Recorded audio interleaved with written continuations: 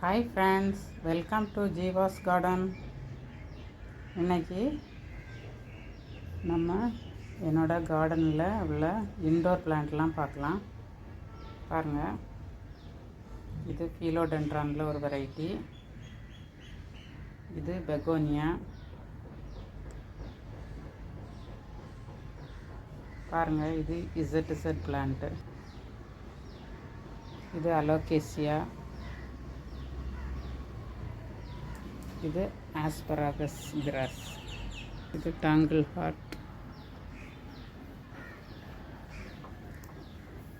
பாருங்கள், இது பிளாக் சீசி.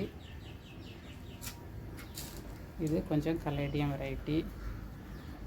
வெத்தலை, சின்கோனியம்.